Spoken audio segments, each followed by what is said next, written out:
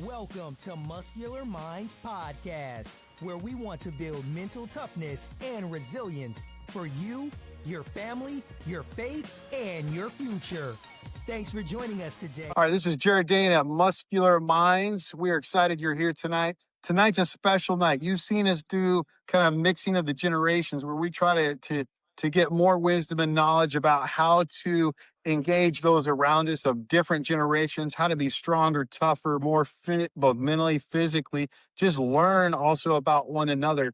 Tonight is a little fun. We're going to do Gen X versus Gen Z. And so I have some participants here with us tonight, some great men that have agreed to join us tonight. And so we're going to introduce them. But if you haven't been on Muscular Minds podcast before, you can find us at muscularminds.com. And you can also find us on YouTube, on our channel there, as long with social media if you want to check us out. We're even on LinkedIn if you want to go find us there. But tonight, as we talk about Gen X versus Gen Z, let's talk about my other cohort, Gen X. I've got Jared Baggett joining us. He is a pastor associate and does all kinds of things you can imagine as far in ministry and in church-related activities in Paris, Texas. And he's at Lamar Avenue Church of Christ. We're excited to have him tonight. Welcome, Jared. And then we also have two young men that are at Texas A&M University. And Ben Lavelle is here tonight. He is studying to do law. He wants to be a lawyer, and he's working hard at Texas A&M University. He's one of our Gen Z representatives tonight. The other one is Callahan. He's been with us before, and Callahan is here, and he is going to do journalism. Am I right about that, Callahan? Yes, sir. All right. So let's have a little fun tonight as we get started. Then we'll get into some tougher questions as we go along. So let me ask this. Let's do let's go youngest to oldest here. Gen Z, I'll let you guys start off, Ben or Callahan. When you think about Generation X, which is me and the other Jared here tonight, Jared Baggett, what are your stereotypes? What do you think about when you hear Gen X? And it doesn't have to all be good. I get it. It's fine. I feel like Gen X is kind of the middle child of like the generations. You have the boomers, the millennials, the Gen Z people, and they all have very like strong stereotypes about them, be it Gen Z being like, weak in generation, and the boomers being, the ones that were really mentally strong, and the millennials, who messed up government or whatever. And I feel like Gen X is just kind of the middle child and doesn't get a whole lot of love when it comes to thinking about generations of the past. All right. Well, and that might be a good way to think about it. I like it. What do you think, Callahan? I would definitely say like y'all are in the middle. Like I think almost like my grandparents' generation is very like prim and proper. They're not going to say anything too crazy. And then I would say our generation is just all out there, where you guys are all, or I would say probably just about in the middle. Okay. Well, Jared, let's kind of maybe we should educate them a little bit. The stereotypes that we think about ourselves. I will go first if you want.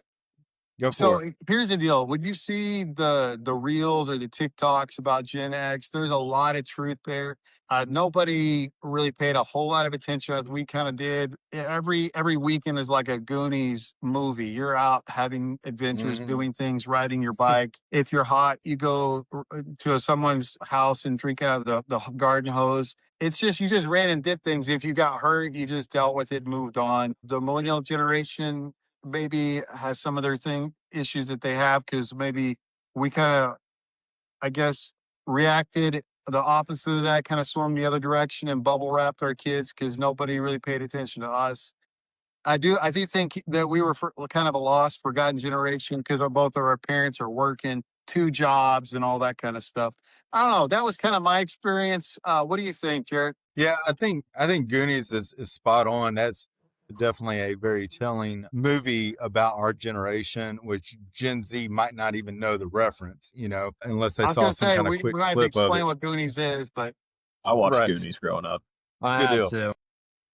But I can vividly remember when I was like 12 years old, my grandparents had an RV and we were headed on a trip, and it had the compartment over the cab with a window up there, and there was a bed up there over the cab. And I rode on that bed, watching out the window, going down the interstate. No seatbelt, of course, because you're laying down on the bed and your just eyes are glued to the window right there as everything's coming at you real fast. And looking back at that moment compared to like where I think of my kids and I'm like, the moment we're in the car, I'm thinking immediately seatbelt. And we like, even in the parking lot, when I'm wearing a seatbelt, but we grew up in a generation where seatbelts were like optional, possibly, and trying to be able to decide what you were doing and where you were going was fairly easy. You just kind of went with it as long as you were home when the light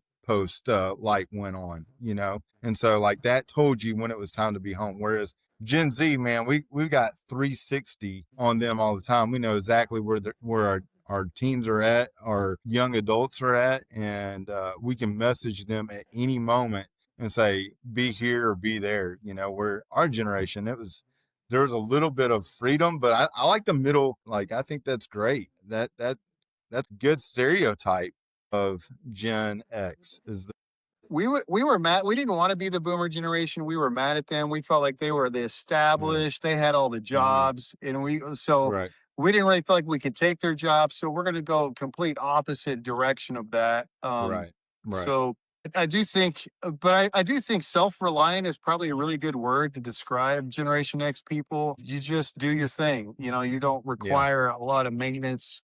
I mean, so there's right. probably to be the stereotype too is we don't have a lot of patience for younger generations that require a lot of maintenance because that's not something we experienced younger than us.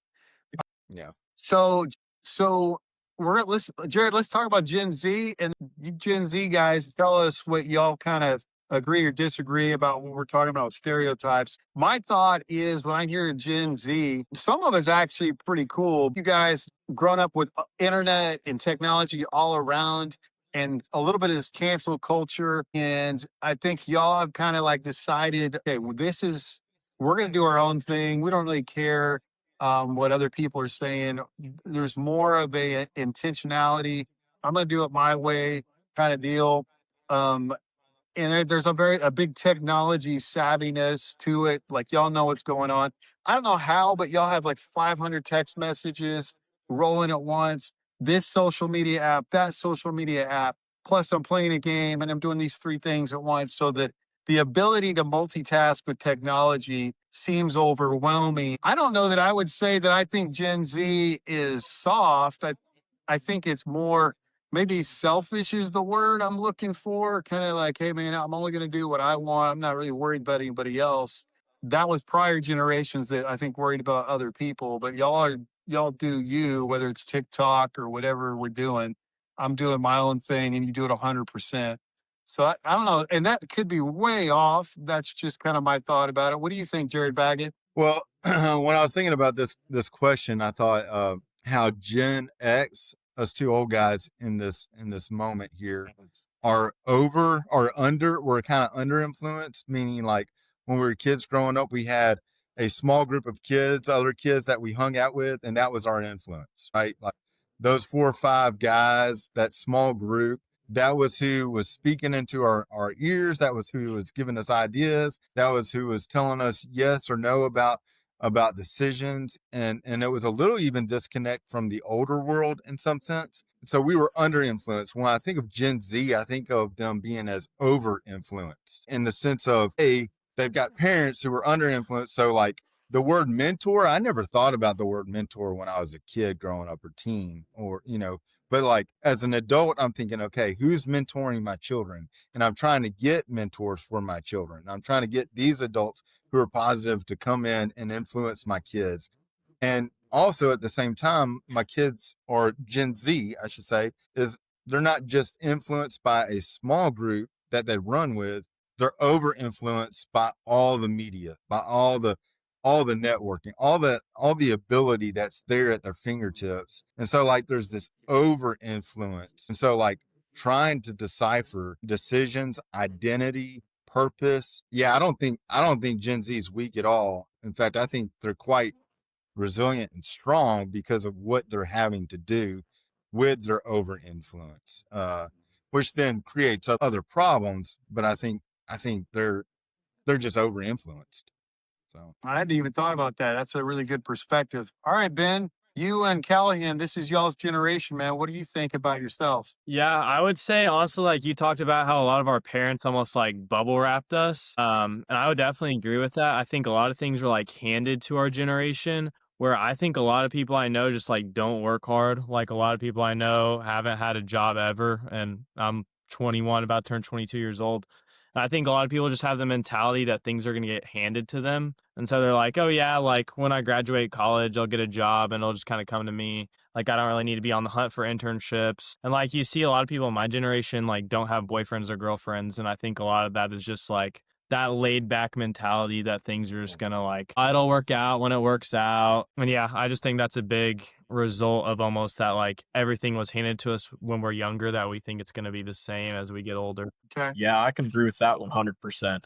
And I think that inevitably translates to a big problem with an apathetic worldview towards just life in general, much less how you go about navigating life. I hadn't thought about that. So what you're saying is kind of because you've been taken care of, maybe better than any other generation ever has been, that it's just created some apathy or a lack of a desire to go maybe change things around you for yourself or for the world around you, because it's like, hey, I got a good thing going here and I'll get to my future when I get to it, but I'm not necessarily in a hurry, especially if I don't know that it's going to be better. Because if I've got a situation where I'm staying at home, got my college taken care of, got a car, I mean, that life's good, right? So Yeah. When go ahead, when y'all Jared. were saying that, I was thinking of earlier. I was thinking of like the boomers, and when I think of the boomers, I think of like their statement as like it is what it is. Like when I think of my dad and people around that age group who are, I guess, in their 70s now, or he would be in his 70s now. I think of that generation being when they come up with the issue, it is what it is. Like they just have to deal with it, right? And push through. Whereas our generation, Gen X, kind of says, wait a minute, we don't have to deal with it. We're going to figure out a solution, or we're going to want to change it, or we're going to want to do something about it. But there's like also a lack of content too, as well. Like we're never content. We always think there's something better out there, Then the Gen Z is like, man, I'll just take whatever comes. If it happens, it happens. It doesn't happen, it doesn't happen. It's kind of similar to the boomer, but a different take on it, if that makes sense. And we're Yeah, in the I would agree middle with that. again. Yeah. I don't know. It's when you said that, that made me think of how the boomers respond to life of like, man, it is what it is. I just have to push through, to Gen Z being like, man, I don't know what's gonna happen, but whatever happens. So And I'll say this, like the guys in like Gen X, we looked at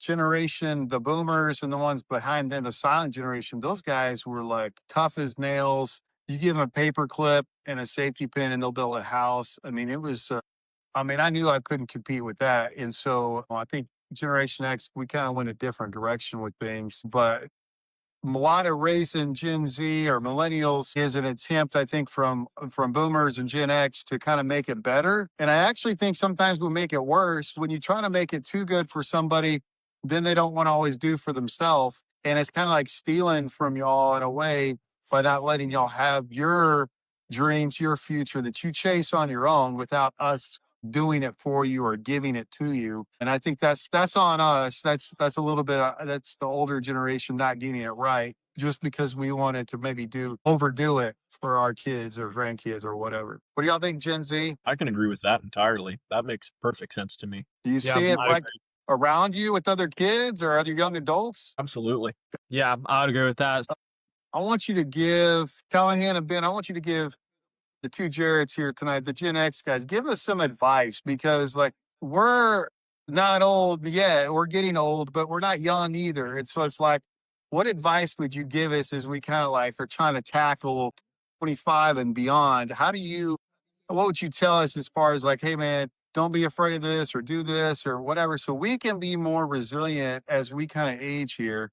We'll kind of return the favor to you guys, but I want to give y'all a chance to go first. What would you tell us? Yeah, I would definitely say just like stay involved with what's going on in the world. Like, I know sometimes it can be easy for my dad. There's just so much like news and things that are going on and trends that my dad, he just kind of like checks out. He's like, oh, there's too much to keep up with. And like, I'll ask him a question about stuff that's going on. He's like, dude, I don't know. And so I think I would just like encourage y'all to just kind of stay like, maybe not plugged in on everything because there's a lot out there, but just try and stay plugged in a little bit so y'all can kind of keep relating to the younger generations. And y'all can still give us advice because y'all know what's going on. Man, that's I like that's that. a What do you great got, Ben? point. That's a great point. Yeah, I would second that. And I would also say it's apparent that, my generation has had things handed to them. And the solution to a lack of tough love is even more tough love and just kind of letting us fall every now and then. Because I know I could definitely have used more of that growing up. And I think I could say most people I'm around right now could have used that a whole lot more growing up too. I appreciate that. And I think it's because there was so much tough love. I don't even know if I would call it tough love. I don't even think we interpreted it as love. We had just interpreted this is the way it is. And so I think in response to that, we probably overdid it. But I appreciate the encouragement to not to continue to overcompensate with our young adults or teenagers and just let you guys learn some stuff the hard way if necessary. So I appreciate that feedback. Hey, And on that I would note, say, go ahead. I was going to say on that note that Ben said, I've got 28-year-old twins. They're girls and an 18-year-old boy. And my 28-year-old twins, both of them at one point, both said, "Hey, let us make some mistakes." And in my mind, I thought, why do I want you to make the same mistakes I've made? If I could help you avoid that mistake, I'm going to help you avoid that mistake. But what they really needed to do is actually experience some of the same mistakes that I did. And that's hard for me. It's hard for me to kind of let somebody do the same thing that I did that I knew did not work out. And so I think that's good advice, man. Like we've got to kind of let go of some of that control. And even if you guys are going to make some of the same mistakes we have, we got to learn through them. Why won't we let you guys learn from them? Yeah, I'm with you. Yeah. There's a point where y'all have to make some of those decisions and for us to kind of figure out, okay, when and how to let that happen. But you guys are adults. So it's it's on y'all now. You got to figure it out. But it's like when you're at home, when we had our kids at home, or when we're helping raise other people's kids, grandkids, or whatever, we need to let some of that probably occur a little bit more. And I know I tried to do some of that. I probably didn't do it enough, but the crashing and burning is hard to watch sometimes. It's hard to watch. So, Jared Bagger, what advice do you have for Gen Z? So I was in a car the other day. I won't tell you who all was involved, so I don't throw them under the bus. But there was a Gen Z in there talking about stories on social media. This is a story, and explaining to a Gen X about stories on social media, and that got me thinking about what advice would I give to Gen Z? And there's all these stories that you guys get to see every day. And in my mind, I feel like you are glued to all these small stories constantly. And I would encourage you to put down the small stories and engage in the stories around you from your parents, your grandparents, great uncles, discover their stories, learn from their stories, talk to them about when they grew up and some of the things they did, and allow them to share with you stories. Because in that there's learning, there's excitement, there's passion, there's love. And I think Gen Z is getting lost in all these small stories, and they're missing out on the bigger story. That would be my advice. It's funny you say that because I was kind of thinking something similar. I get a little bit frustrated. I love electronics. I got an iPhone and, I'm always trying to get the new one too. But the amount of time that's spent in electronics to me feels like it's robbing young people of their story. And so I tell kids and young adults this a lot. I'm like, hey, you talk about wanting to have a story, and people will go out of their way to do stupid things because they feel like they need to create a story for themselves. And all you got to do is just like spend less time on the device and go do things. Don't do it right here in your hand with the electronics. Go do some stuff. Go learn a Live it skill. out. Go find another hobby. Go make some new friends.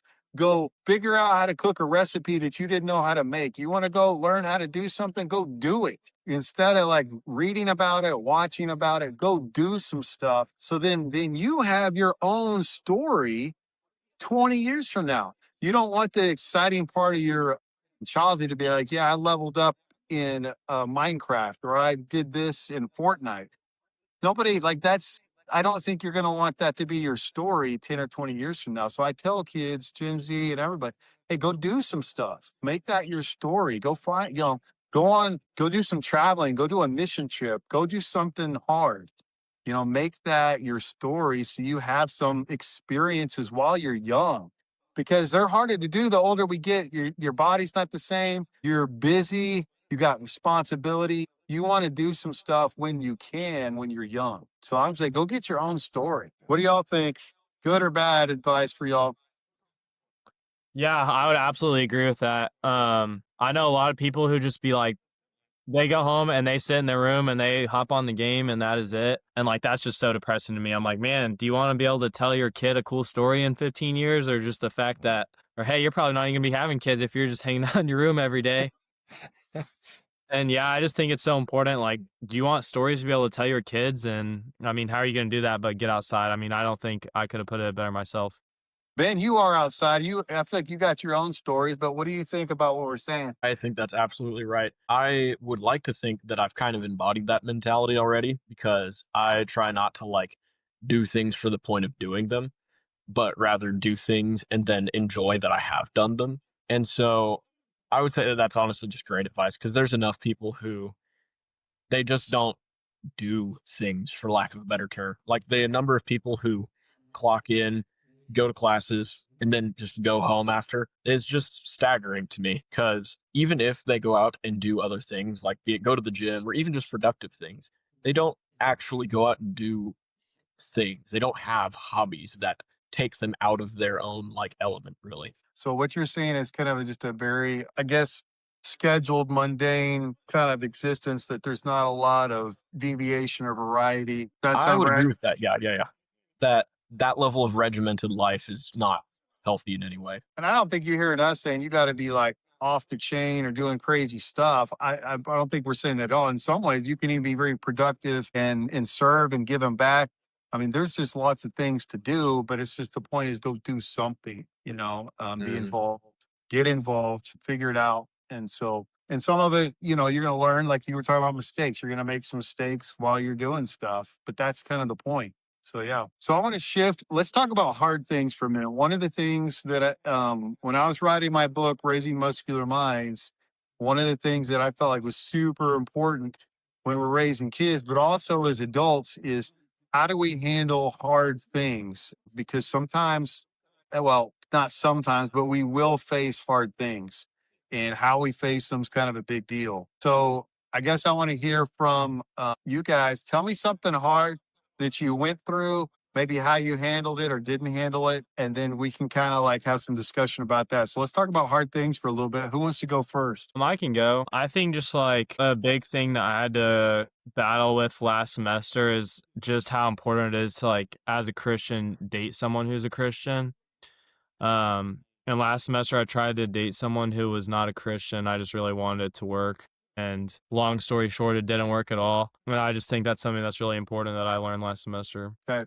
So a relationship that was difficult, hard, kind of had to figure that out. That was kind of a hard life lesson. And yeah, you're right. Relationships, we want them to work, but sometimes when the value set doesn't line up, it can be challenging. Okay. I'll share one. So, I feel like probably several different hard things that I guess I could share. But I would guess I would point out, well, I lost, my cousin. I was pretty young. I was a young man, and he ended up with getting bone cancer, and it was really traumatic for him. And he passed away. It was really tough on our family. And I think the thing that was difficult is you felt like, hey, that happens to other people. That didn't happen to our family. And so I think we struggled a lot for a long time with the loss of a family member like that. And that was a big struggle, I think, watching someone pass away. And then I guess the other hard thing I was thinking about from doing something physical is climbing a mountain. I went to Colorado and summited a few mountains, and that was one of the hardest things I've ever done physically. You just want to quit sometimes every single step. It is just so hard, and it's totally worth it. But getting there, is really hard. And so there's lots of times where you just want to turn around and quit. So I remember that pretty well. Ben, Jared, what do y'all want to share? Hard things? I'm a big hiker myself, so I can get behind that. And I hate to tell you, but it does not get easier ever. You get more expensive tastes as you go on, so to speak. So I guess they might get easier, but you're not going to let it. So I can speak to that one for sure. And the goal is there, and it's just a matter of how much you want it. What else hard for you, Ben? Is there anything that you specifically want to bring up? I mean, to keep a very long, overdrawn story short, I have gone through some brain cancer in the past. And as the patient in that scenario, there's not exactly a whole lot you can do personally. And so it's just you got to be okay with letting go of control and letting things be how they're going to be. That sounds like that'd be excruciatingly difficult at a young age. How old were you? Like 14, 15? Yeah. And it was difficult, but I didn't have much say in the matter. So it got pretty easy pretty quickly. Right. I appreciate you sharing that. Yeah, Absolutely. thanks, Ben. So You want to wrap for us up, me, Jared? yeah, for me, when I was 23, my dad got diagnosed with terminal cancer and passed away 11 months later when I was 24 years old. And so that was difficult, but how I dealt with it, I think, was even more difficult because I was kind of in a semi-ministry role at a children's home during that time. I kind of put on this, like, I'm going to be strong in my faith kind of mindset, and I actually officiated his funeral. It was the first funeral I ever officiated as a minister. And looking back and not too long after that, I discovered that the way I dealt with that grief and that issues and all the stuff that came with it was not healthy at all, and internalizing, kind of pretending to be fine on the outside, but inside just dealing with a whole lot of turmoil, having faith in God and what I was talking about and saying, but on the inside, questioning God on every move I felt like he was making. And so I think that was a difficult time, but I think I made it more difficult because I wasn't willing to be real with myself about it all. I appreciate you sharing that. And I think that kind of segues us into our next section I want us to talk about. And that is, I want us to think about mental health and mental fitness. I think y'all probably have a little more to say about that because you probably grew up more with it than the other Jared or I did. But from my perspective, when I first kind of found out about what mental health was, it wasn't even until I was in college. I was sitting in a class and a young lady shared her story of going through depression, and everybody in that class just was like mouth open, didn't know what to think, didn't know how to respond, because I think all of us in there, that was news to us. We didn't really understand, like, what does it mean to go through depression? That seemed really an odd thing. Here's someone that's going through that or went through that. And that was really my first experience to hearing about mental health with somebody. Obviously, I think it probably went on a lot more. Nobody talked about it. Gen X, we didn't talk about mental health or mental fitness or anything like that. You just kind of just dealt with things. You tough it out or you don't. But we didn't really understand mental health or depression. We would call maybe anxiety something like stress management, but we didn't really understand how mental health can affect us. And so that was really my first experience with it. Personally, I felt like I actually went through some anxiety once in college, and then once when I was doing some ministry work. It was a public speaking thing, and I'd gotten really good at public speaking, but I took it for granted and had to give a speech in college and didn't prepare like I needed to. And so when I got up there and I was going to do the speech, I had it right there, totally froze, couldn't hardly get through it, choked it out. And then, that was really challenging. And then when I was on staff at a church, I actually had the same situation happen. I talked in front of people all the time, super comfortable. But there was a time where I didn't prepare properly, got up there trying to wing it, and for some reason, it just hit me. So looking back, that's basically having a panic attack. But didn't really understand it that way at the time. But that's just kind of my beginnings or understand what mental health was, and then a little bit of my own personal experience with it. So yeah, I'll throw it to you guys to share a little bit. Mine go first.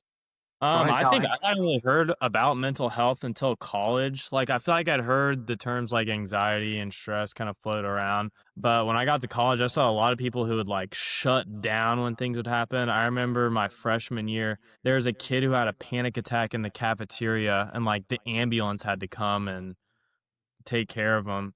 And yeah, I feel like stress, I would say, is something I've like dealt with before, but never to the extent of like panic attacks or anything like that. And so I don't know, I think I like how our generation definitely has like made it okay to talk about your problems, that kind of stuff. I think sometimes that can cause people to like almost make anxiety in other people worse, because it's like, oh, it's okay to have anxiety, it's okay to be stressed out. So people can kind of just get stressed out now about anything. But for the most part, I think it's a pretty good thing that our generation is pretty open to talking about that kind of stuff. Yeah.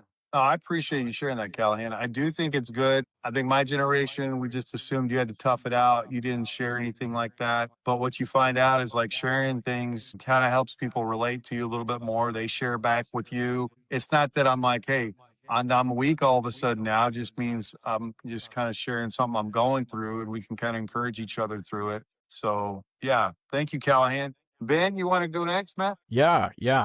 Growing up, really, it always seemed like the people who were loudest about the mental health, and it was prevalent where I grew up, where people would always mention it and talk about it, and oh, I have anxiety. And so growing up, there was almost this atmosphere of it's completely fine to have it, but don't constantly be spouting about it. And I don't think that's the right take to have, but it is definitely the culture that I seem to be engulfed in school. Okay, so you actually see a lot at your like school being discussed or dealt with, or is that what I'm hearing? Yes, but to the point that it's become over normalized and a tool for people to kind of just be over dramatic with. Okay. I agree Yeah, with so that. I don't obviously, I think as someone who did not grow up around it much, it's something that was it was underutilized or under talked about. We barely did our physicals. You know what I'm saying? You barely went in and did your well child appointments, much less anything else. So, it's something that's obviously a bigger deal, more talked about now, more people deal with stuff. So yeah. And it may be just you guys trying to figure out what you want to do with it in your generation, right? Because it's a real thing. So it's kind of like, how are we going to talk about it? How do we deal with it? Is it too much? Is it not enough? So it's trying to figure out how to balance some of that. Because you probably don't want to take our generation's approach necessarily either, which is complete like nothing at all. So there is probably a balance there. I don't know, Jared, what's your take on kind of when we were, when you first kind of engaged So, mental health and what it was? so that question isn't really a fair question for me representing my generation because of where I grew up. My latter years of high school, I grew up in a children's home where my parents were house parents. So I was surrounded by social workers, counselors, and therapists.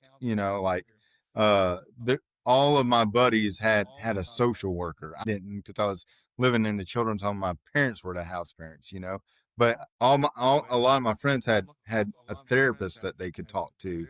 I knew what psychotropic meds were by the time I was 18 easily, and I knew the difference between psychotropic meds. I had to be trained in that at a young age. I worked in a mental health hospital when I was 18 years old. So like my understanding and view of mental health came on an earlier stage of life. But I do say, even in the midst of having all these counselors, I can remember being teenagers and running around and not thinking about anxiety or depression. We just said, oh, he's got issues. That was about it. Like, oh, that kid's got some issues, or I've got some issues, and that was about the extent of our conversation as teenagers, and then we just kind of went on the way. But in the background, there was counselors that were seeing some of my friends.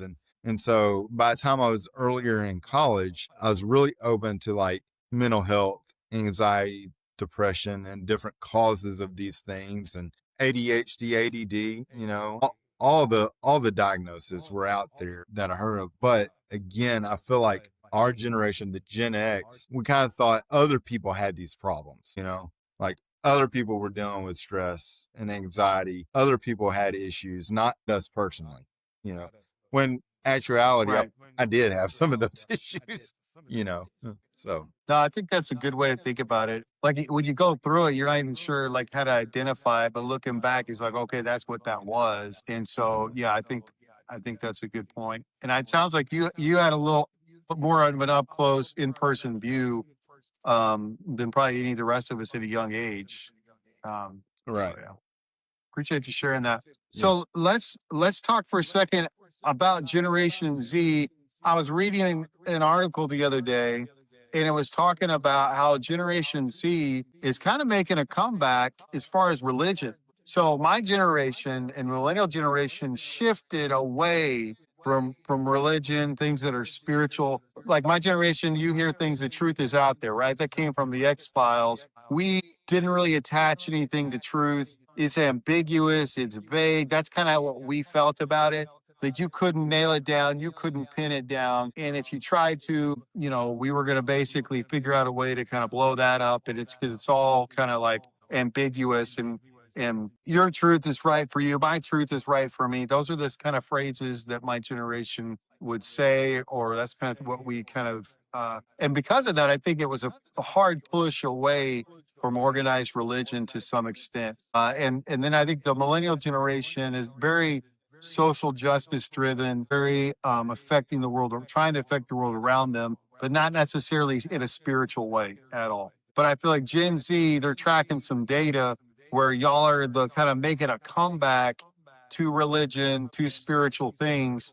And so I'm kind of curious, as guys who are Gen Z, why do y'all think y'all are kind of making a comeback on religious things? Because the two prior generations kind of like ripped the rug out, so to speak, from y'all a little bit. So why do y'all think you're making a comeback with it? I would say that it's one of two things, really. Either that my generation has decided that y'all are wrong and that truth is not subjective, it's factual. And I can't speak to that from any other perspective than just a Christian one, where I do think that that's wrong. But I think the alternative to that option could be that we've looked down that path, seen where it leads, and my generation just doesn't like it. And so even if it's wrong, it would be better to err on the side of religion than to not. Sort of a Pascal's wager. Excellent. I love that answer. I love the fact that, and I think that's what we were talking about earlier. Can you look at somebody else's mistakes and realize that's not working? So you look at a generation and be like, that didn't seem to work for them. Let me do something different. And I think it's a different approach, and it's more tangible, right? You can kind of sink your teeth into something that's real, as opposed to just kind of reaching for air, which is kind of, I think, what a lot of people in my generation sometimes did. Okay. Callahan, what do you think? Yeah, I would go back to what you were saying about like being our generation being like social justice warriors. And like I think I definitely noticed that. I think I noticed how my generation like is always trying to fix problems. And I think like after trying to fix so many problems, realizing that it doesn't work, it's like, okay, well, like why aren't these solutions working? And I think just trying to like, okay, well, we'll finally try out religion. And then like once seeing that like that works, it's like, okay, maybe we have something here. And I think that just kind of sparked the little biblical revolution you're seeing maybe a little bit in our generation. Yeah. Oh, that's good. I appreciate that. Jared Baggett, what are your thoughts? I mean, you work with kids a lot and young people a lot too, young adults. What is your thoughts about that? And then I'll kind of wrap us up. So when I was thinking about this, I think of like our generation, and you were hitting at this, like we're a little bit more skeptical. Like we attack things with a little skepticism, and we kind of research things, and we want to prove things or disprove things. And there's a lack of like being content, I think, from our generation when it comes to Christianity, religion, church. Like we got into the World Wide Web just in time to be able to use it enough to see like what else is out there, and so then we started questioning and challenging everything, and we really kind of put God in somewhat of a box in our own faith, I feel like. Then the Gen Z, I feel like, kind of started going in the different direction where they started, like, they search everything. Like they're able to search everything. And right now they're searching for identity, for purpose, for belonging. Like, I feel like Gen Z is heavily searching for those three things. And if I take myself out of my Gen X mindset, which is skeptical at times and rigid, or want facts and stuff, and allow God to be mystical, I start thinking, I believe anytime that you're looking for purpose, for identity, for belonging, God is going to draw you towards him. Satan's going to draw you towards him too as well. But God's in the midst. And I think Generation Z is searching. And because they're searching, God's working behind the scenes, drawing them into him, because they want identity, purpose, belonging, like we all do. But they're really searching for it. No, I like that.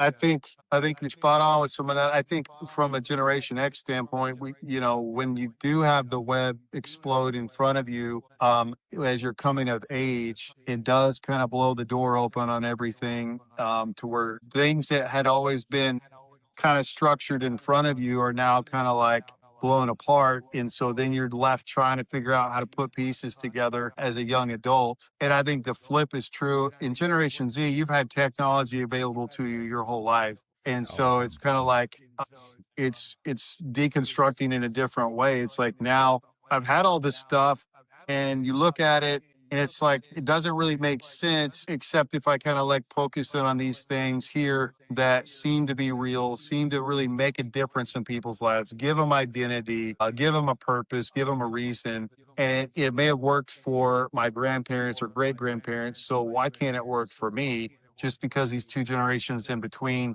it didn't seem to be as important to. But it's kind of like the pendulum swinging back to maybe where it was for, say, my grandmother and grandfather's generation, who that was a big kind of part of their life, part of their family's life, and they're kind of a different time. So I don't know. That's my thought about it. I think it's really good, a discussion. I'll let you guys, Ben and Callie, do y'all want to add on to any of that? Yeah, I would speak to how y'all put God in a box, like you were saying. I think because the emergence of like all the technological advancements at the time happened, it was easier to look out and say, what else is there? But seeing as Gen Z's native to technology, we're internet natives, as some say, we are a lot more able to put technology in that same box that y'all put God into, and look out a little more, I would say, objectively, and see what the difference is between what works and what doesn't. I like that. That's actually really well said. Thank you, Ben. What about you, Callahan? Yeah, honestly, I would just say I think technology is a big resource for us, and I think it works like very well with Christianity, because I think our generation, like you said, always like wants to push back against things. And I think there's so many resources out there. Like, I don't know if y'all have heard of like Got Questions, but like a lot of like biblical resources where you can like go to and be like, okay, I'm really disbelieving the Bible. And like, there's 1,000 YouTube videos you can watch. There's so many different resources you can use. And I think that helps give my generation a lot of like evidence for their faith, which I think is something that like is important to an extent. You definitely have to like have some evidence for your faith, but then you also have to just believe. But I think my generation does a really good job of not just being like, oh, well, like I believe in God because like I want to. But our generation can be like, well, like if you've looked at like if the sun is tilted like 1 degree in any other direction, there's just so many different facts that my generation can pull out that they found like off the internet that almost like gives them a supplement and an aid to help guide their faith. Okay. So in your ways, what I'm hearing is the internet's a tool to kind of help really reinforce what you kind of believe. Just the details that basically, hey, these things are real. This exists for a reason because it's too much left to chances. And so like it helps reinforce what y'all believe. Am I saying that right, Callahan? Yeah, absolutely. Okay. So you guys have been awesome tonight. Let's kind of do a lightning round, finish it up here, and just do final thoughts that you have about maybe let's do this, what it takes to be resilient. What does it take? If you're going to pick a quality or a task, what's something that would help us all be more resilient? What would you say? And so I'm going to start with the other Jared, and then we'll work to Callahan, Ben, and I'll then close us out. All right, something that would help us be more resilient. I think that is connection with others. In any survival scenario, they talk about some of the most important things that you need. Top of the list, people who actually are going to survive in a major survival scenario, the first thing they really need is another person. Above fire, above food, above shelter, it's like stated that they need another person. So I think to be more resilient, we need strong relationships. And I would say strong relationships cross-generational, because what my generation had to do during my time can help Generation Z deal with what they're dealing with their time. But what Generation Z is dealing with as a Generation Z person can actually help me function and cope and thrive in the culture in which I live in today. And so I think connection with other people. I like that. Thank you, Jared. Yeah, a big thing that I started doing once I got to college is just like practicing silence. Like we live in a culture where it's always just like the radio's on, you have a podcast on, you have TV in the background. There's never really like a moment to like sit in silence. And when there is, like, sometimes I'll be sitting in like the doctor's office before a doctor's appointment. And it's like, sometimes it can be hard for me just to sit there and not be on my phone or to talk to someone. So a big thing that I've been trying to do lately is just like sometimes on my car rides, just like don't turn on the radio, don't turn on any kind of media, and just like sit there in silence, because I think that's like a big way that you can feel and experience God. Nice, Callahan. Thank you, sir. Ben? I would say physical fitness, and I feel like that's really slept on a lot in our current day, is that the day you can like master your body and make it work for you is the day you're able to really have clarity in your mind, at least as a man, I would say. And I think that's the biggest disparity between how we treat mental health now and what it really is when it comes down to it, is that it's not just a mental thing. And I think that goes back to some biblical beliefs of crucifying your flesh daily. Yeah, so I think, Ben, you're onto something there and something we talk about here on this podcast is that there's a connection. It's not just mental or physical or spiritual, but these things are together: physical fitness, mental fitness, spiritual fitness, and they work through each other and against each other in some ways.